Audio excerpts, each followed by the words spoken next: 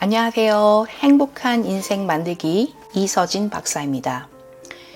여러분은 다이어트를 해보신 적 있으신가요? 단 한 번도 없다고 대답하신 분은 육복을 타고나신 건데요.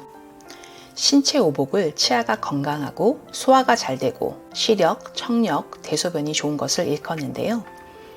누군가 먹어도 살이 찌지 않는 것을 6번째 복이라고 하더군요. 저도 살이 잘 찌는 체질이라 젊을 때부터 줄곧 체중에 신경 쓰고 있는데요. 그래도 살이 빠지지는 않습니다. 젊을 때는 예뻐지려고 다이어트를 했는데 나이가 들어서는 외적인 측면보다는 체중이 늘어 비만이 되면 혈중 콜레스테롤, 중성지방 수치가 올라가서 대사질환을 야기해서 다이어트를 하게 됩니다. 작년부터 갑자기 살이 쪄서 2개월간 다이어트를 했는데 다행히 5kg을 감량했습니다. 나이가 나이인 만큼 건강한 다이어트로 건강한 몸을 만들려고 관련 책들을 보고 건강한 식단으로 해봤습니다. 2개월 동안 피나는 몸부림으로 5kg을 뺀 비결을 여러분과 함께 해보려고 합니다. 현대인들에게 건강한 다이어트는 모두에게 큰 관심사인 만큼 집중적으로 영상 3편을 준비해봤습니다. 첫 번째, 탄수화물을 멀리하면 살이 빠지는 이유. 두 번째, 한 달에 5kg 빠지는 식단. 세 번째, 5kg 감량 후 체중 유지하는 비결입니다. 오늘은 첫 번째, 탄수화물을 멀리하고 단백질을 가까이 하면 살이 빠지는 과학적 원리에 대해 알아볼게요. 잠시 고등학교 시절로 거슬러 올라가서 생물 수업 시간으로 가보겠습니다. 일반적으로 많은 분들이 대사에 대한 개념을 음식물을 섭취한 후 에너지를 내는 것만을 생각하시는데요. 생체 내에서 섭취한 음식물을 작은 분자로 분해하면서 에너지를 생성하는 이화작용과 에너지를 이용해서 작은 분자에서 큰 분자로 생합성하는 동화작용을 통틀어 대사라고 합니다. 즉, 이화작용과 동화작용을 대사라고 부릅니다. 잘 아시다시피 섭취한 음식물의 대사를 보면 소화 및 분해 과정을 통해 탄수화물은 포도당, 단백질은 아미노산, 지질은 지방산과 글리세롤의 단위체로 만들어진 이후에 이화작용을 통해 작은 분자로 분해되면서 에너지를 생성합니다. 이와 반대로 작은 분자들은 에너지를 이용해 포도당, 아미노산, 지방산으로 생합성됩니다. 필수 아미노산, 필수 지방산은 생체 내에서 합성이 되지 않거나 합성되더라도 그 양이 매우 적어 생리적 기능을 수행하기 어려우므로 반드시 음식에서 섭취해야 하는 아미노산이나 지방산을 일컫습니다. 우리가 밥이나 빵을 먹으면서 탄수화물을 섭취하게 되는데요. 그 이후 혈액의 당 수치가 올라가게 되죠. 공복 혈당과 식후 혈당의 차이가 큰 상태를 혈당 스파이크라고 합니다. 과자 등의 탄수화물이 포함된 간식을 자주 섭취하면 혈당 스파이크가 자주 반복되는데 이때 혈관이 쉽게 손상되어 동맥경화, 심근경색의 질병이 증가할 가능성도 높아집니다. 혈당 스파이크가 일어나면 췌장에서는 인슐린을 분비해서 세포가 당을 받아들여 에너지원으로 사용함으로써 당을 낮추고 이 과정을 해당 과정이라고 합니다. 이와 별도로 인슐린은 지방산 합성을 촉진시켜 중성지방을 만드는 것을 유도하기도 합니다. 또한 해당 과정의 최종 생성물은 피루부산이 만들어지는데요. 이 피루부산은 효소의 작용으로 아세틸코에이가 되는데 시트르산회로 전자전달기를 거쳐 에너지를 생성하게 됩니다.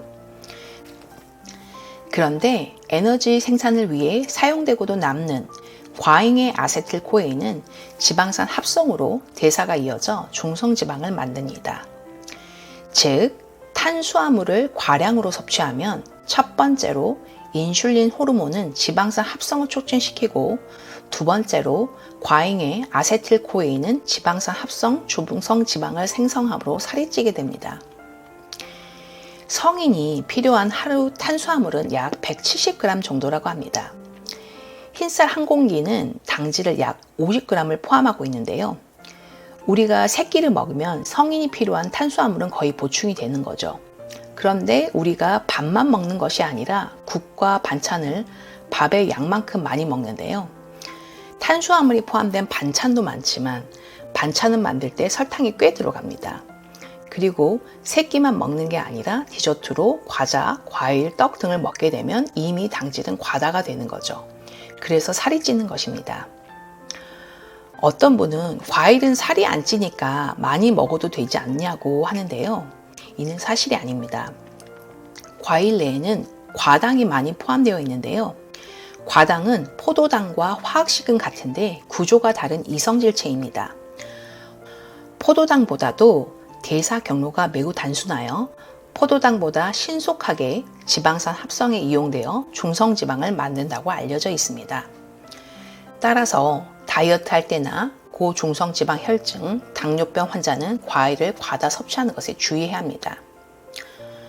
그런데 다이어트를 할 때 탄수화물을 멀리하면 살은 빠지겠지만 생체 내에서는 큰 문제가 발생하는데요.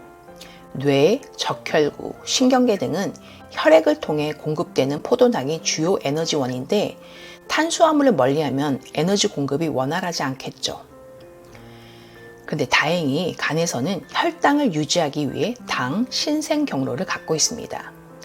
당 신생 경로는 당질 이외의 물질에서 포도당을 합성하는 대사 경로입니다. 뇌는 하루에 100g의 당이 사용된다고 하는데요. 성인 하루 필요량 170g에서 59%, 즉 절반 이상이 뇌에서 소모되는 것입니다. 일반적으로 일시적으로 포도당이 필요한 경우 간에 저장된 글리코겐에서 가져오는데요. 다이어트로 장기간 금식을 하거나 취침 후 아침 식전까지 공복 10시간이 지나면 글리코겐이 모두 소진됩니다. 이때 당 신생 경로가 작동하여 당을 합성하고 뇌, 근육, 적혈구로 당을 운반해서 에너지원으로 사용됩니다. 그렇다면 단백질, 대표적으로 닭가슴살은 많이 먹어도 살이 안 찐다고 하는데 왜 그럴까요? 단백질의 단위체인 아미노산의 구조는 질소, 수소를 포함한 아미노기와 탄소, 수소를 포함한 탄소 골격으로 구성되어 있는데요. 아미노산의 이와 작용해서 아미노기가 제거된 이후 소변이나 요소로 배출이 되고 나머지 탄소 골격은 시트르산 회로로 들어가 물이나 이산화탄소로 배출됩니다. 그중 일부만 포도당, 지방산, 케톤체로 전환됩니다. 즉, 탄수화물에 비해 단백질은 지방산 합성으로 대사가 진행되는 비중이 매우 낮기 때문에 탄수화물보다 살이 덜 찌는 거죠. 다음으로는 우리가 탄수화물을 멀리할 때 살이 빠지는 대사 과정을 살펴볼게요. 첫 번째로 췌장에서는 글루카곤 호르몬을 분비합니다. 간에서는 혈당을 유지하기 위해 당 신생 경로를 촉진하고 이와 반대로 해당 과정을 저해합니다. 그리고 간과 근육에 글리코겐을 분해해서 혈당을 유지하려고 합니다. 이와 동시에 지방 분해의 증가와 지방산 대사, 즉 지방산 산화를 촉진시켜 살이 빠집니다.